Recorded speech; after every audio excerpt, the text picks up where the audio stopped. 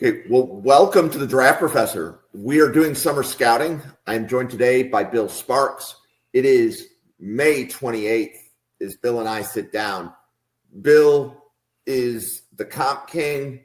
He is a significant leader within the Draft Professor community. And Bill, you have some corners that you'd like to talk about, correct? That is correct. I came prepared for you, Jim, because obviously, I'm the comp king, but my board is 418 names deep in total here as we sit on May 28th. But we're going to go cornerbacks today, and I've got 41 names for you to watch, folks. And if you think that's a lot, on average over the last 3 years in 2025, as we talk about this, there's been 56 defensive backs in total, and that includes corners and safeties, which we'll talk about safeties in the next episode. Today's solely going to be cornerbacks, but let's go through the list. Starting at the top of my board is Avion Terrell from Clemson, Christian Gray from Notre Dame, number 2, and we get to number 3. The cornerback on my board, we'll spend a second talking about Tacario Davis from Washington, formerly Arizona. This is a big body corner. 6'4", 190 pounds, very good instincts, very good anticipation, very physical at the line of scrimmage. This is a guy who wants to hurt wide receivers and push them off the route. Very scheme versatile. You can put him in man coverage. You can put him in zone coverage. He can play both for you. Very good movement for a guy of 6'4". Obviously, as you get taller as a corner, it gets harder to get lower in your back pedal. Davis doesn't have that problem. He doesn't have that issue. He's an effective tackler, doesn't miss well, contributes well in defense, uses his size to limit wide receivers vertically and horizontally. This is a guy you're going to have to work to get around and get by.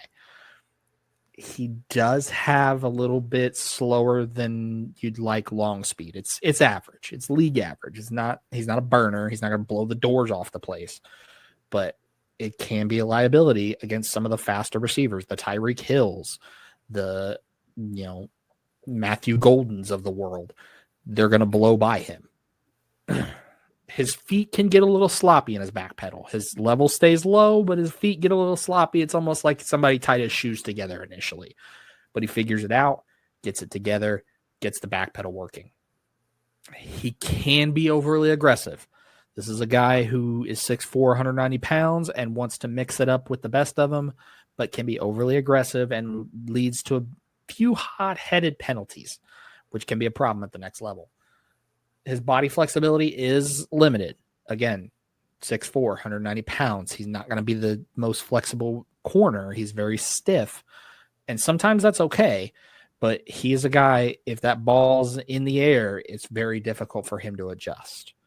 But I look at his game and I see a lot of Tariq Woolen, the same style of corner, big physical man coverage corner, can play well in press, can play well in zone.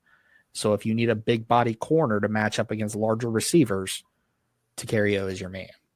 But I told you I'd give you 41 cornerbacks, and I wasn't lying. We're going to keep going through the list here. Malik Muhammad from Texas, A.J. Harris from Penn State, Jerrod McCoy from Tennessee. That's one of the more popular names on the list, so we'll add him here. D'Angelo Pons from Indiana. Josh Moten from Southern Miss. Amare Farrell from Indiana as well, adding more Hoosiers to the board. Jermaine Matthews from Ohio State. DJ McKinney from Colorado, another popular name in the community right now. And then we'll get to my next guy I want to spend some time talking about. I talked about him in the last cycle. I'm going to do it again here. Damani Jackson from Alabama. With Damani, this is a guy, 6'1", 197 pounds, is a burner. Talked about Tacario Davis and his average long speed.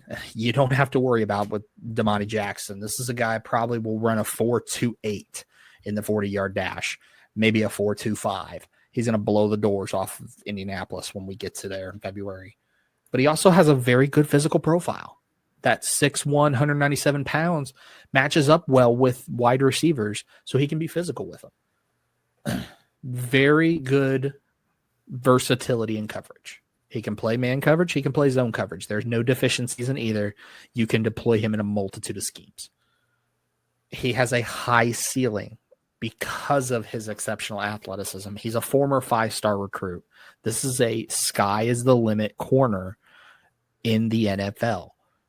Very technically sound, very smooth mover. He can close gaps quickly. The big thing, though, his tackling technique needs some tweaking, needs some improvement, needs some refinement. A lot of times he's just throwing his body at people, which is fine at 6'1", 200 pounds, and you're as fast as you are, but eventually you're going to have a technique to be able to wrap people up, and he just doesn't have that yet. It can be developed, and that's something that he'll need to work on at the next level. In addition, his ball skills and his instincts do remain a work in progress. When you watch him, you see glimpses of what he can be in terms of his instincts and as a defender. And in some cases, you see where he just looks somewhat lost, and not in a bad way. It's just he doesn't have that next level light bulb that clicks on and says, hey, ball's coming, I got to get there. The injury history that he has does raise some concerns, going all the way back to his high school days, suffering a knee injury, and it was a pretty serious knee injury. So I'd like to see him stay healthy. That's probably one of the biggest things. If I'm going to check a box for Damani Jackson, it's stay healthy this season. And the production that he brings doesn't match the physical gifts he has. And when I see that, when I see somebody who's as gifted physically in terms of speed, in terms of size, in terms of power, in terms of athletic ability, but I don't see production, it's a question mark. It's not quite a red flag, but it's a question mark. What does his technique look like? What does his game look like? And that's what you see with Damani Jackson. But this is still a very talented player. I see Xavier Rhodes every time I watch him. The same thing Xavier Rhodes did at Michigan State and then at Minnesota, I see in Damani Jackson, potentially even faster. So that's what I see from Damani Jackson. But let's continue on with some quarterbacks, shall we? So next up, we have Rayon Strader from Auburn, Jair Hill from Michigan, Damari Brown from Miami, Elliott Washington from Penn State.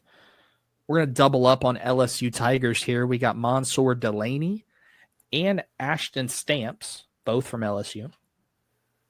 Isaiah Reed, formerly of Brown.